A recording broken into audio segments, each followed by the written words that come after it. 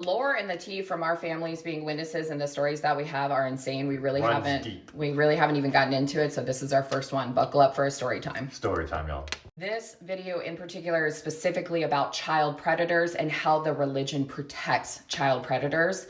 And it might have to be broken down into two parts, but let's get into it.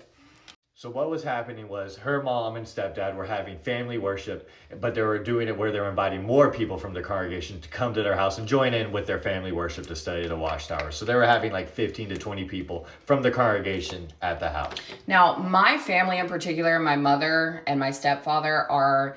what's the word for them? They always are wanting to, they have a God complex. I call it a God complex, honestly. Now, for people who know my mother from any angle, outside of the witnesses or inside of the witnesses, they know her as the most perfectly happy, positive woman. We call it toxic positivity. That's neither here nor there. Either way, they are having this event at their home. And because they have this God complex, they invite all the people who are struggling in the congregation to try to uplift them, to have this study with them. This is something that they did almost every single week. So this particular week, we were visiting my mom and my stepdad and my baby sister. You guys know that my baby sister is more our baby than she is anybody else's. So we were up there visiting, and of course we were attending this Watchtower study with the family. And this man enters her home. I immediately, the hairs on the back of my neck stood up. For those of y'all who do not know my past, trigger warning. I was sexually abused by my grandfather on my father's side. I am extremely hyper aware of men's behavior. So with that being said, when he walked in, I was extremely uneasy about him. After watching him for maybe the first 10, 20 minutes, I noticed he had his eyes on my sister. The first red flag was the fact that he walked in the door. He had a 10-year-old son. He walked in, closed the door. His son was still outside. I didn't even know he had a son. His son came in. His son looked broken down. First red flag. Second red flag, after he comes in the house, I notice him tickling. Oh, hey, cute Anna, pinching. A 9-year-old, mind you. Keep that in mind. Immediately, I'm not okay with me and reliving it, but immediately I am upset with this man. And I am curious as to why no one else seems to be catching on to him.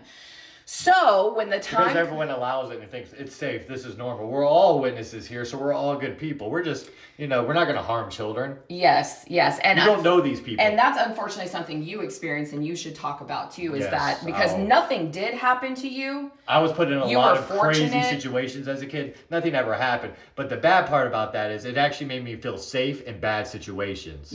So I had my eyes on him glued the entire time. Now this is maybe like 30 minutes into everybody gathering. It's time to study the Watchtower, so everybody's starting to take their seats. My parents had a high top bar, sofa, chair right in the corner, and then another chair right here. So you could see everybody in the room. They had a very open concept. So the man that I had been watching comes and sits in the bar stool. And mind you, this entire time he has shown no interest to his son and has only shown interest to my sister, Anna. So we're getting ready to sit down. He sits here. Anna walks by and he says, "Here, Anna, come on. Let me put you in my lap." Grabbing her right here. In front of my face, in front of my stepdad's face, in front of my mother's face, in front of the 20 grown men and women inside that room. So I stood up. I was so angry. I stood up and immediately yelled and said, "Anna." And I was so young. Let me get through it. I said, "Anna, get out of that man's lap." And I turned to him. I looked right at him and I said, "Don't you ever ask a 9-year-old girl to sit in your lap. You're a grown man." I stood up and I screamed this. The entire house was silent. Well, it's disgusting to me. And the fact that no one else said anything, but here's the thing. I always got in trouble for speaking up on things my entire life. Forever, I have gotten in trouble for speaking up for things. This was the one time nobody said anything to me. No elder, no sister, nobody. Nobody said anything to me ever about this because they knew I was right, but no one did anything. So what eventually happened with this man, this is where it even gets worse to me. Well, first we noticed he actually tried to invite Anna to spend the night at his house, which showed even more what kind of person he was. But where did this man end up eventually? Where do we find out this man ended up? He's in prison. He's in prison. The reason that these sick people go to the cults of Jehovah's Witnesses is because they know that if they act like they care about Jehovah, they will be accepted, and people will trust them around their children. My own mother never protected her children. Me being the oldest, I protected every single one of my siblings as much as I possibly could.